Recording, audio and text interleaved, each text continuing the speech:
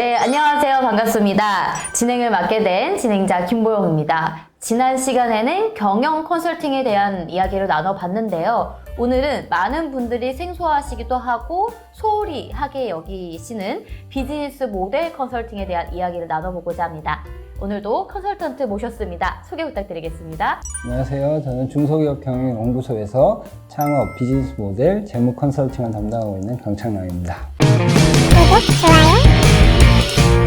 네, 저희가 저번 시간에도 비즈니스 모델에 대한 이야기를 나눠보기는 했었어요. 하지만 아직도 비즈니스 모델이 얼마나 중요한지, 무엇인지 잘 모르시는 대표님들이 모를 것 같아서요. 간단하게 소개 먼저 부탁드리도록 하겠습니다. 우리 대표님들 중에 비즈니스 모델에 대해서 안 들어보신 분은 거의 없을 거예요. 네네. 그냥 나 내용은 알지, 비즈니스 모델 캔버스가 이렇게 생겼고 뭐 이런 거는 줄줄 말씀하실 수 있는데 이게 왜 필요해요 그러면 사실 모르세요. 네네. 그래서 이게 왜 필요한지를 간략히 말씀드리면, 모든 사업이 수익을 내야 되잖아요. 그쵸. 네. 그 수익을 내는데 단기간에만 내고 말 것 같으면 사업을 접어야죠. 근데 장기적으로 이게 계속 영속성 있게 진행돼야 된다는 거. 그 다음에 이제 이거를 누구나 쉽게 참여할 수 있다고 하면 사실은 내가 해서 키워놨는데 나보다 더 실력 있는 사람이 와서 내 거를 뺏어가면 또 계속성이 없어질 거 아니에요. 네네. 그래서 이런 부분에 대한 거. 네. 그 다음에 이제 마지막으로는 내가 뭔가를 판매를 하는데, 서비스든 제품이든 네. 이게 경쟁력이 없는데 이거를 네. 팔면 사실 네. 성공하기가 어렵잖아요. 네. 그래서 이 네 가지가 어떻게 회사에 필요한지 이것들을 어떻게 잘 구축해서 회사가 단기적으로는 수익을 내면서 장기적으로는 영속하는 회사로 성장할 수 있는지, 이거를 이제 점검하고 확인하는 게 비즈니스 모델이라고 이해하시면 될 것 같습니다. 그러니까 한마디로 사실은 우리 개인의 인생이라고 하면 개인의 방법에 따라 삶의 방식이 다 다르잖아요. 누군가는 개인의 삶을 굉장히 치밀하게 계획하고 생각하는 사람들이 있는 반면, 그렇게 생각하고 치밀하게 계획을 하면 답답함을 느껴서 그냥 자유롭게 그때그때 즉흥적으로 내가 하고 싶은 대로 하고 사시는 분들이 있어요. 하지만 사실 사업은 그게 아니잖아요. 그러니까 개인적으로 내가 그런 삶을 원할지언정 내가 이제 대표가 되었다면 이제 그렇게 살 수는 없다라는 거잖아요. 이 기업을 운영을 하고 영속해서 조금 앞으로 쭉 가져가려면 조금 치밀한 계획과 방향성과 생각들이 있어야 된다라는 건데, 그게 또 구체적으로 형식적으로 사업, 비즈니스 모델을 세우고 그런 게 아니라 실제로 내가 앞으로 어떻게 이렇게 끌고 나갈 것인가를 조금 디테일하게 생각해야 된다라는 건데, 비즈니스 모델이 명확한 가치 제한, 수익 메커니즘, 선순환 구조, 모방 불가능성 이런 것들에 대해서 구성이 된다라는 이야기를 해줬었는데요. 대표님들이 자주 하고 계시는 어떤 오해가 있다면서요? 네, 각각에 대해서 설명드리면, 그 명확한 가치 제한이라고 하면 우리 회사 명확한 가치 제한을 하고 있어 라고 대부분 대답하세요. 네네. 근데 거기서 명확하다라는 개념에 대한 오해가 있다. 네, 왜냐면 명확한 거는 우리가 물건을 살 때 회사가 명확하게 어떤 제한을 한다라고 회사가 주장해서는 우리가 물건을 안 사잖아요. 그쵸. 내가 저거 맞습니다. 명확해 라고 해야 되죠. 그래서 결국 이 명확하다의 개념은 내 기준이 아니고 소비자, 타인의 기준이다. 이 부분을 오해하고 계신 게 있습니다.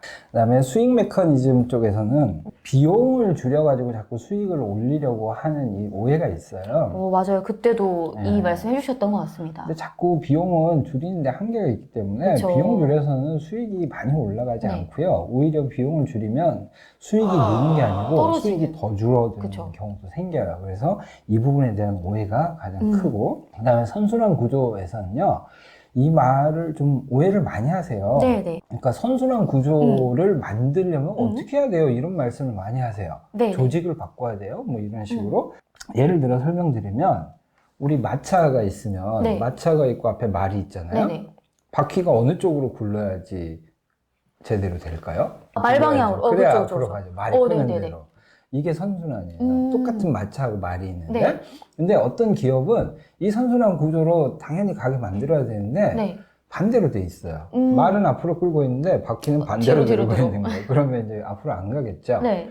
갈팡질팡하게 되는 거예요. 그래서 선순환 구조를 만든다는 건 어떤 네. 조직을 변화하고 이런 게 아니고요. 네네. 같은 구조 안에서 이게 정상적으로 좋은 방향으로 굴러가게 뭔가를 흐름을 만들어주는 거라고 이해하셔야 되는데 그 부분에 오해가 많고, 그 다음에 마지막 모방 불가능성은 특허하고 주로 많이 관련이 되거든요. 근데 내가 특허 하나 따놓으면 아무도 모방 못하지, 이런 오해하고 있는 게 제일 크다, 이렇게 말씀드릴 수 있겠습니다.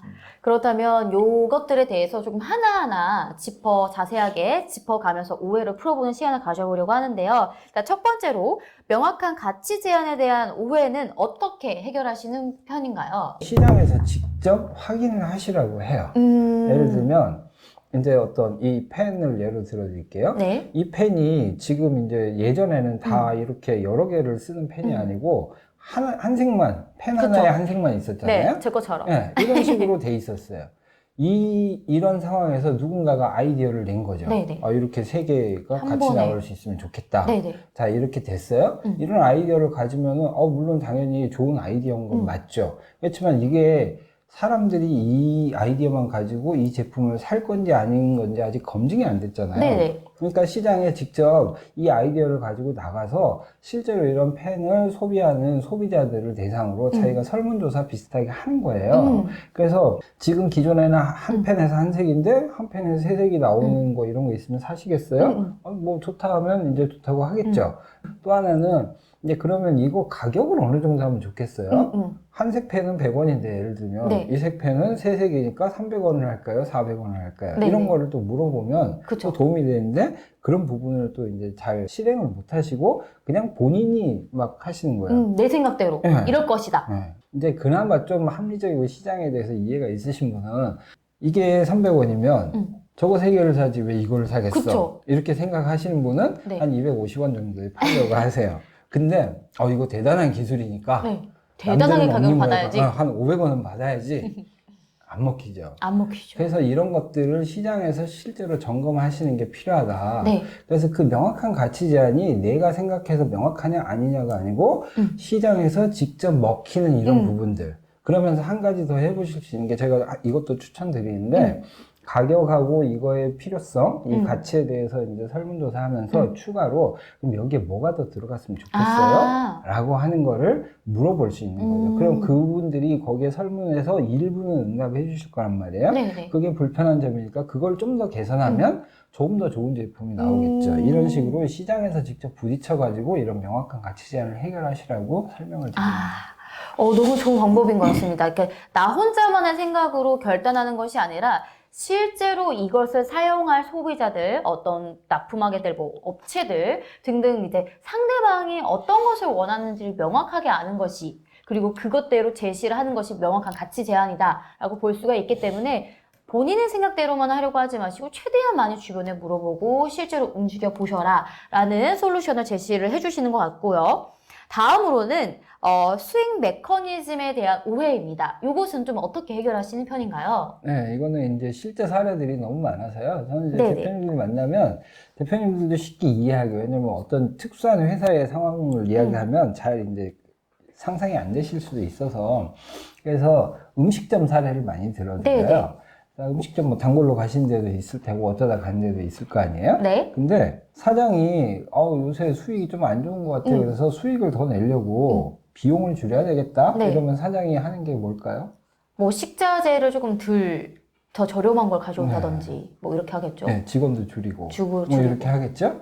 그러면 사실은 수익이 잠깐은 더 날 수도 있어요. 싼 네네. 재료를 썼고 직원 네. 인건비가 안 들어갔으니까. 근데 막상 이 가게에 온 손님들은 불편한 거예요. 네, 맛이 그쵸. 일단 좀 별로고. 안 좋아. 왠지 신선하지 않은 재료인 네네. 것 같고 맛도 달라진 것 같고, 그 다음에 직원이 줄어드니까 이게 서빙이 형편없어져. 네, 오래 서비스가 기다려야 되고 부족하죠. 뭐 부르면은 안 오고 네네. 막 이러니까, 그래서 오히려 매출이 줄어드는 사례가 있다. 이 예를 들면 쉽게 이제 이해가 되실 거예요. 아까 앞에 말씀드린 것처럼 왜 비용을 줄여서 수익을 더 내려고 하면 오히려 매출이 줄어드는지, 이게 아주 좋은 사례라고 할 수 있죠. 한마디로 그러니까 수익을 늘리는 게 아니라 고정 비용을 줄이는 거기 때문에 사실상 뭔가 비용이 내가 받아들이는 수익이 늘어나는 것은 또 아니잖아요. 그게 네. 잠시고. 그러니까 한마디로 수익을 늘려야 되는데. 네. 그렇죠? 그래서 결국 회사에서 해야 되는 거는 비용을 줄이는 거는 평상시에 불합리한 비용을 줄이는 거는 지속적으로 해나가야 되는 네네네. 거고요.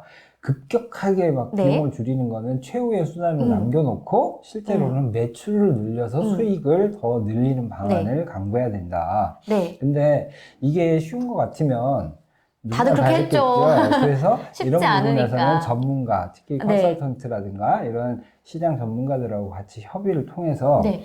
어떻게 하면 매출을 늘려서 네네. 수익을 증대시킬 수 있는지 이런 방안을 체계적으로 하나씩 만들어 나가시는 게 필요하다 이렇게 말씀드립니다. 이런 것도 좀 실질적으로 도움이 많이 될 것 같아요. 왜냐하면 사실 많은 기업의 대표님들도 그렇고 기업에서 매출을 늘리는 게 사실 제일 가장 좋은 방법이잖아요. 그럼 컨설팅을 좀 받아서 매출을 늘릴 방법을 알게 되신다면 그 다음부터는 본인이 깨달아서 자연스럽게 해 나갈 수도 있는 부분이잖아요. 그러니까 컨설팅을 맡긴다고 해서 또 이제 지난 시간에 말씀드린 것처럼 의심의 눈초리로 바라보시고 그러지는 마시고 이런 부분들은 조금 받아보시면 참 좋을 것 같다는 생각이 듭니다.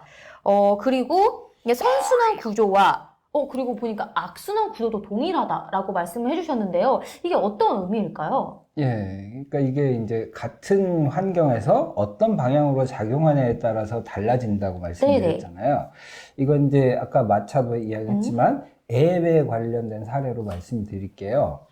앱을 개발하는 사람들의 목적은 대부분 네네. 유저를 많이 확보해서 그쵸. 그게 광고 수익하고 연결되고 그렇게 해가지고 결국 이제 회사가 성장하는 이런 모델이란 말이에요. 게임도 좋고 아니면 어떤 이 앱이 좋고 네. 거기에 대해서 가입자가 늘어나면 자연스럽게 이 가입자들이 많으니까 광고 계속 붙고 거기 광고 수익이 나니까 거기서 또 생기는 수익을 또 여기 계속 개발하고. 투자해가지고 또 새로운 거 개발하고 붙이고 뭐 해서 또 더 많은 유저가 들어오고 이런 선순환 구조가 됐어요. 네. 근데 안 되는 회사는 네.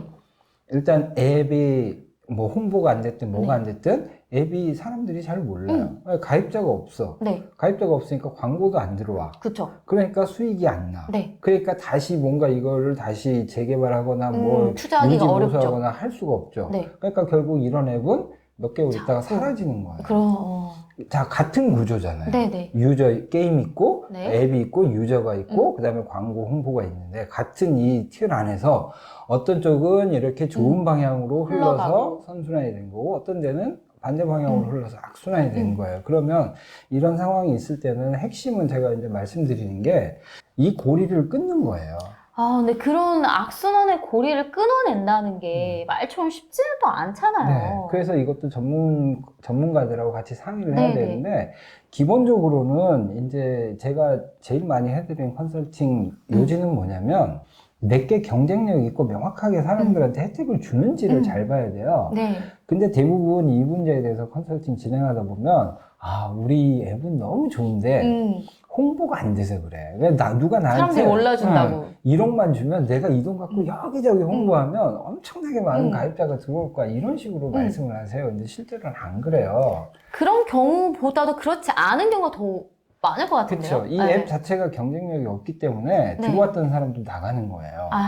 주변 사람들한테 소개를 안 하죠. 맞아요. 그 입소문이라는 게 진짜 무서운 건데. 그래서 이런 것들을 감안하면 사실은 홍보비가 적어서 안 되는 게 아니고 네네. 내가 명확한 가치 제안이라든가 뭔가 사람들에게 어필할 수 있는 게 없다는 거를 잠시 멈춰 서서 네. 깨달았으면 네. 여기서 스톱을 시키는 거예요. 그럼 스톱 시킨다고 회사를 아예 운영 안 하냐? 그게 아니고요. 지금까지 불필요하게 홍보비에 투자하던 돈을 이 앱을 좀 더 사람들이 개발하고. 좋은 쪽으로 할 수 있게 개발하는데 비용을 투자해서 시간을 좀 더 갖더라도 이렇게 만들어서 다시 출시를 하면 선순환으로 바뀔 수도 있는 거죠. 그렇군요. 근데 사실 대표님들은 내가 뭔가를 잘못하고 있다라는 것을 인정하기가 참 어려워서 더 힘들 것도 같은데요. 거기다 이제 모방 불가능성, 그러니까 한마디로 특허라고 말씀해 주셨잖아요. 근데 제가 알기로는 우리나라는 이제 특허에 대해서도 굉장히 이제 악용하는 분들이 많다라고 들었어요. 내가 이러한 방법으로 특허를 냈으면 하나만 쓱 바꿔도 돈이 된다 싶으면 다 허락을 해준다라고 하더라고요. 그러면 모방 불가능성이 결국엔 아니게 되는 거잖아요. 네. 그래서 이제 특허만 있으면 다 된다라고 오해하시는 게 그런 부분인데, 이제 그런 거 우회 기술이라고 하거든요. 네. 특허를 우회한다. 그래서 우회해서 하면은 사실은 아주 대단한 기술이 아니면 우회할 방법들이 너무 많아요. 그게 이제 그분들이 불법적인 게 아니고 네. 사실은 아이디어라는 게 비슷하잖아요. 그렇죠. 사람 생각하는 거 다 똑같죠. 그래서 이거를 어떻게 만드느냐는 사실은 머릿속에서 나온 거라서 네. 내가 저 사람 걸 베꼈다, 약간 변형했다 이거를 입증하기가 어렵기 때문에 네. 사실 우회해서 특허를 내도 또 그게 허용이 된다고 이해하시면 될 것 같고요.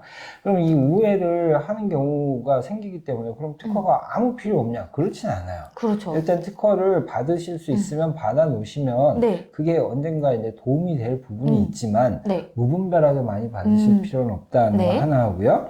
이건 특허뿐만 아니라 전체의 메커니즘에서 말씀드리면 저는 항상 대표님들한테 블랙박스를 만들려고 해요. 블랙박스요? 네.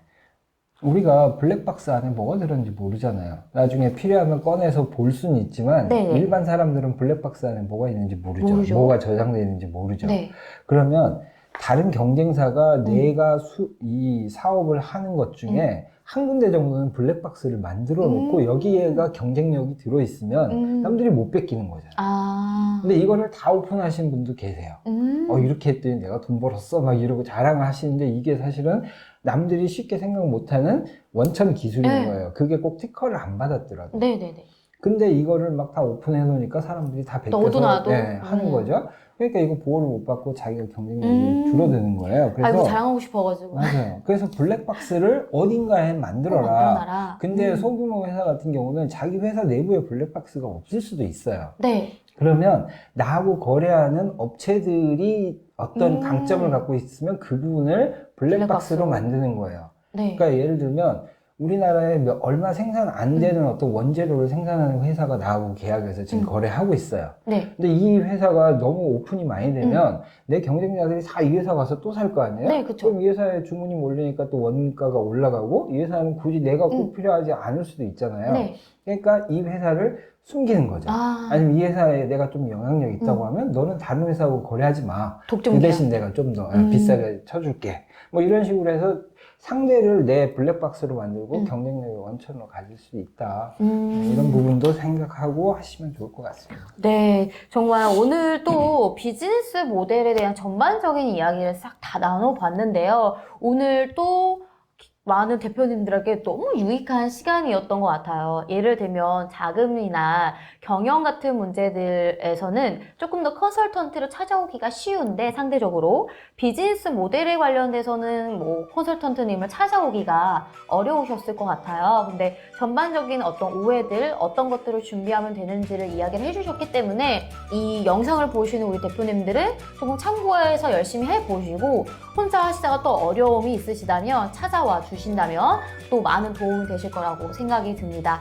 자, 다음 시간에도 저희가 또 유익한 시간으로 준비해 보도록 하겠습니다. 감사합니다. 감사합니다.